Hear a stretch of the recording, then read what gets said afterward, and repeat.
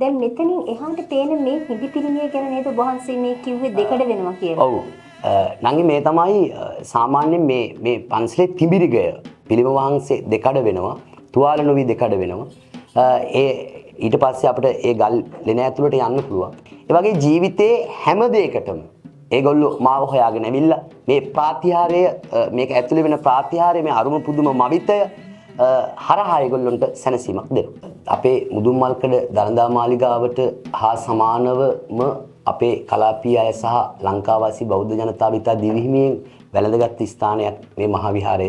යාතිකාවෙන් අනතුරුව ඒගොල්ලන්ට ගිහිල්ලා එළියට අරගෙන ගිහිල්ලා යంత్ర මන්ත්‍ර හරහා අර ඔයා කියන දැවෙන ආදරයෙන් දෙදරලා ගියපු අයට ඒකට උත්තරයක් දෙනවා. මේකේ ඉතින් තානතර විමානයේ දීපේ රට හේතුකාවේ තරුණගේ වතු බුම්බා ඡායන්තුරේවා. ජලතල විසම යක ගන්න බලා ගන්න මෙච්චර ලං කරන්න පුළුවන්. හැබැයි ඒක නඩත්තු කරවීම, යාවත්කාලීන කරවීම, ඔව්හෝ ඇය සතු හැකියාවක් මට ලං කරලා දෙන්න පුළුවන්. පවත්ත ගැනීම ඒගොල්ලෝ සතුයි. පණුරු බාරහාර වීම විවිධ දැවෙන ප්‍රශ්නවලට උත්තර හොයාගෙන ඇවිල්ලා අඬන අය සිනාමුස් මුහුණෙන් ආපසු යන ඓතිහාසික මහා විහාරය තමයි මේ අපි අද කතා කරන තැන.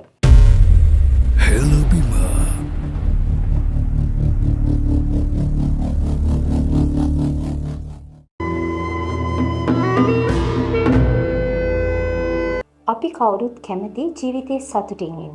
ජීවිතේ දුකින් ඉන්න අපි කවුරුත් කැමති නෑ. අන්න ඒ නිසා තමයි අපේ ජීවිතේට දුකක් ප්‍රශ්නයක් ආපුවාම අපි නොපෙනෙන බලවේගවල සරණ පතාගෙන යන්නේ.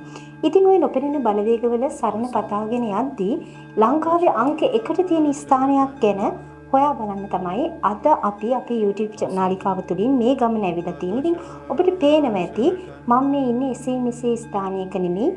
මිනිස්සු නම කිව්වත් බය වෙන කට වරද්ද ගන්න අකමැති ඉතා ප්‍රබල හාස්කම් තිබෙන්නා වූ විහාරස්ථානයක තමයි අද මම මේ ඉන්නේ.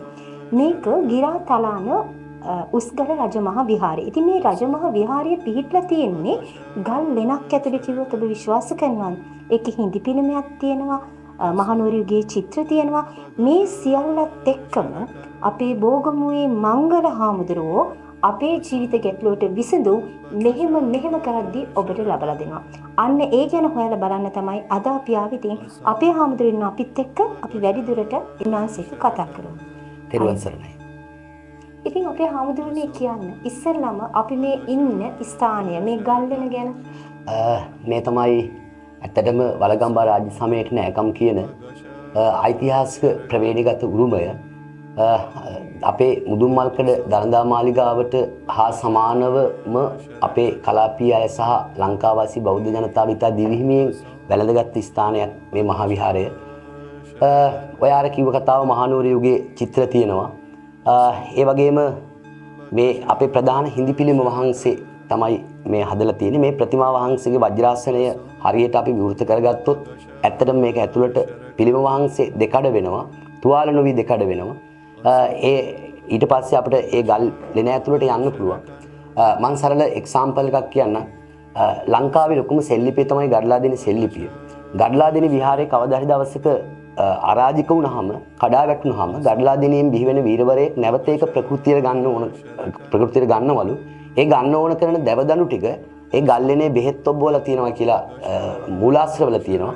ඉතින් අපේ ජනප්‍රවාද සහ ජනශ්‍රුතිවල අපේ වැඩිහිටියන් කතා කරන්නේ මේ ගල්ලෙන ඇතුලේ රන්න ආභරණ පුරවල තියෙනවා. කවදා හෝ දවසක විහාරස්ථානයේ අරාජික වුණාම නැවත එක පිළිසකර කරගන්න අවශ්‍ය කරන දේවල් මේ ඇතුලේ තියෙනවායි කියලා. ඉතින් මේක මහා ලොකු ඉතිහාස කතාවක්.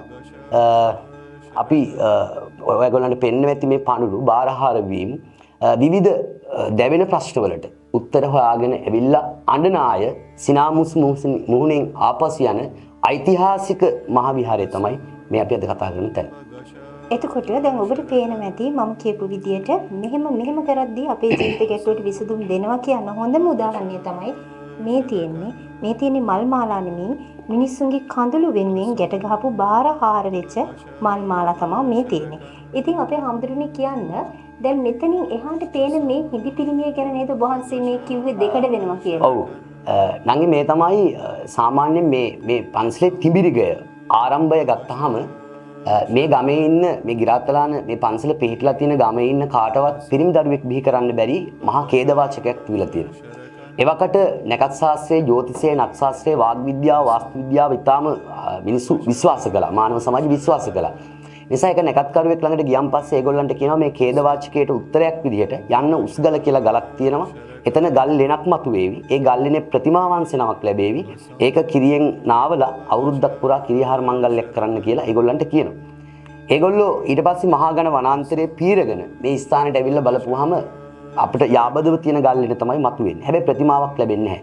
ආපහු නැකත්කරුව ළඟට යනවා. ඊළඟ කිව්වහම කියනවා අපිට ප්‍රතිමාවක් ලැබෙන්නේ නැහැ කියලා. කියනවා යාබද ගල් ලෙනක් තියෙනවා එන්නේ. එතකොට මේ ඇතුලෙන් කිලෝ 48.5ක් වගේ බර ඇති වර්තමාන බර අණුව දඹරම් ප්‍රතිමා වහන්සේ නමක් මතුවෙනවා.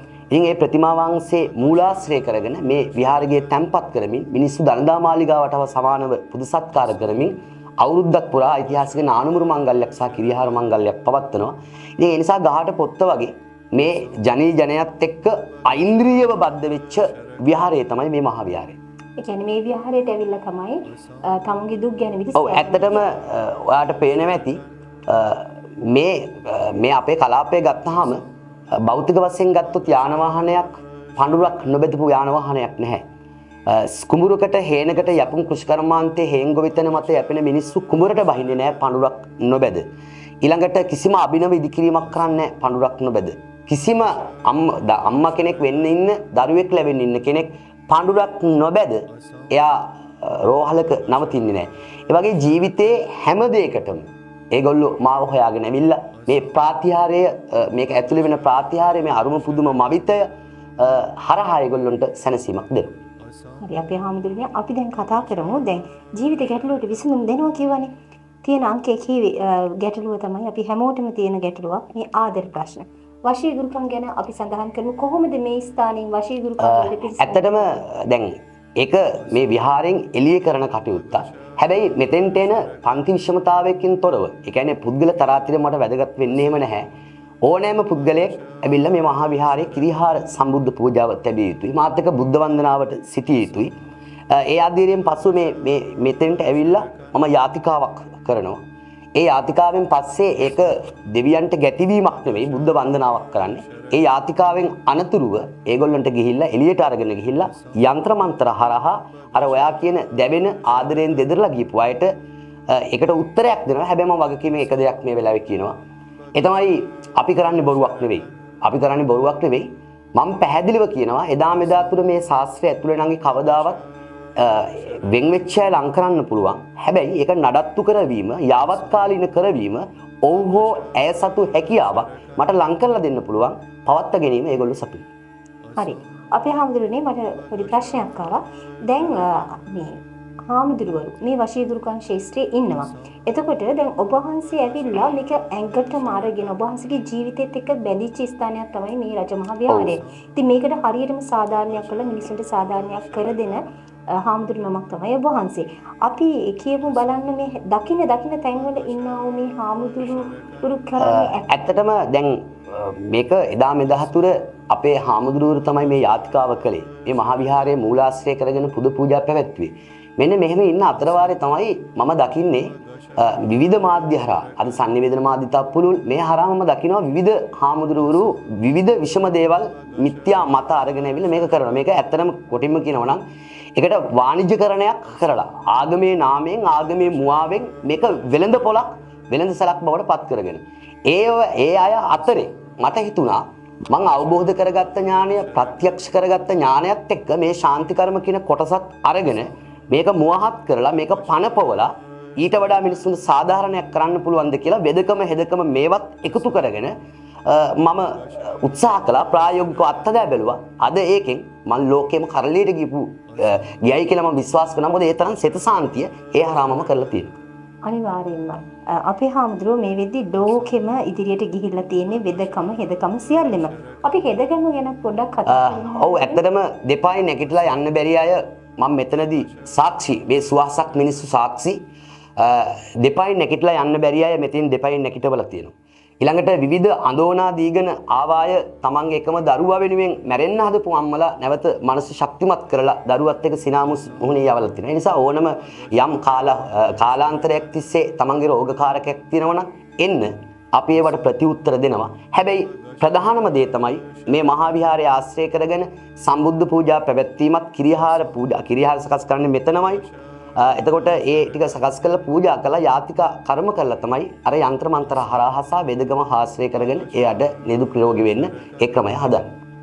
හරි. අපිට දැන් අපේ හැමදෙන්නේ අහන්න ඕන ප්‍රශ්නයක් තියෙනවා. ඒ තමයි යంత్ర මන්ත්‍ර ගැන කතා කරද්දී මන්ත්‍ර කියනවා කියන එක අපේ හාමුදුරුවන්ට බොහොම සුළු දෙයක්. අපි නිකන් මේ සිංහල කතා කරනවා වගේ තමයි අපේ හාමුදුරුවෝ මේ මන්ත්‍ර කියන්නේ. අපිට ඒ වගේ මන්ත්‍රයක් කියලා පෙන්වන්න පුළුවන් ද? ඔව් එහෙම කියන්න පුළුවන් ප්‍රශ්නයක් තියෙනවා. සමහර දැන් මම අවස්ථා 3ක විතර මේ ස්ටේට්මන්ට් එක ඒ ප්‍රකාශනය කරාන් පස්සේ මට ඔයා විනාඩි කිහිපයකට ඔතන ඔහොම හිර කරන්න පුළුවන්. ඒකට මේ ප්‍රෝග්‍රෑම් එක කරන ඔයාවත් එක්ක ඔයාගේ යහළුවාව මට එහෙම කරන්න පුළුවන්. ප්‍රශ්නේ තියෙන්නේ අපි ළඟට එන්න ඇවිල්ලා බලමු ඒ විදිහට විවෘත ප්‍රවාද කවයක මේ විදිහේ අපි සතු බලගත්ු ඇතුළාන්තේ කතාවක් අපි කිව්වොත් ඒක විකෘති කරලා තව කෙනෙක් කරන්න පුළුවන්. ඒ නිසා මම එහෙම කරන්නේ මම කරන්නේ අර යාතිකාවේ කොටසක් අපි ඉදිරියේදී පෙන්වනවා. හරි. ඔබට පේනදී මාවත් මෙතන ගල් කරන්න පුළුවන් කියලා අපේ හාමුදුරුවෝ බොහොම විශ්වාසයෙන් කිව්වා. අන්න ඒ වගේ গুপ্ত බලයක් තියෙන ස්ථානයක් තමයි මෙතන. ඔබට පේන ඇති මේ වටපිටාවේ මේ තැන තිබෙනා වූ බුද්ධ හාස්කම් බලය ඇත්තටම මෙතනට ආවහම අපිට දැනුණා.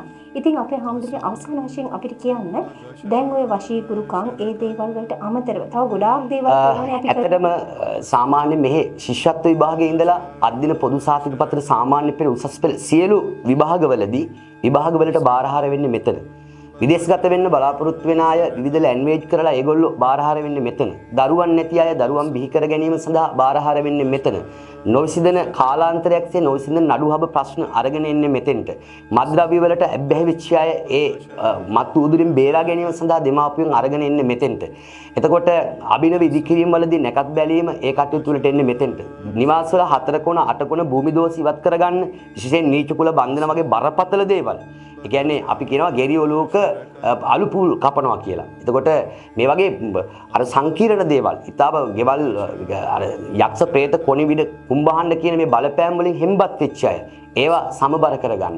එතකොට විභාග වගේම මගේ ලැයිස්තු ගත කරන්න බැරි තරම් ඒ කියන්නේ වශී ගුරුකම මේ හැම දෙයකටම ඒගොල්ලෝ එන්නේ මාව හොයාගෙන මේ ස්ථානයේ. තවත් එක දෙයක් එකතු කරනවා ව්‍යාපාර කඩා වැටුනහම ඒගොල්ලෝ නැවත ව්‍යාපාරයෙන් කොහමද තවත් ගමනක් හැදෙන්නේ ඒගොල්ලන්ට. ඒ වගේ මේ සියලු දේවල් වලට මෙතෙන්ට නම් කියනවා මේක අපට වගුගත කරන්න ලැයිස්තුගත කරන්න ඇත්තටම පුළුවන් කමක් නැහැ. මේ වෙනකොට නම් සුවහසක් දෙනා සියලුම දැවෙන ප්‍රශ්න වලට උත්තර හොයන එකම තෝතැන්න.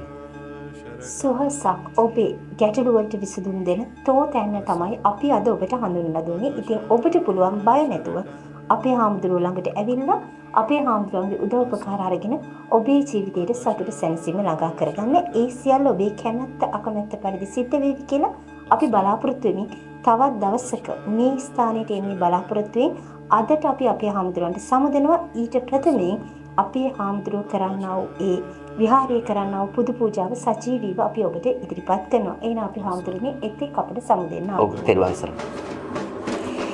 සග්ගේ ඒකාමේ රූපේ ගිරිසවල තානතර විමානයේ දීපේ රත් හේජරාමේ තරුණගේ වතු බුම්බා ඡායන්තු දේවා ජලතල විසමයක් ගන්ධ බණගත ඉක්කන් සාසන්දික මුල සාදවෝ මේසුනන්තු අවසර සාන්දාර මරුගා විදුලි මාත සතරදිව රාජෝත්තර මහන්සේ නුවාස සුදලා ශ්‍රී සුකල විපිසන ශීත සූර්ය සප්‍රාත්‍ය දේවයන් වහන්සේ කරදේව සභාවේ රාජුත් මහන්සේ ගබ්බාර බලගොස් ගුබා දේවෝත්තර මහන්සේ ආසමතම මාසපද හදාත් කරපු බණ්ඩ රාමුදුන් වහන්සේ නුවාස සුදලා වහන්සේ Hello.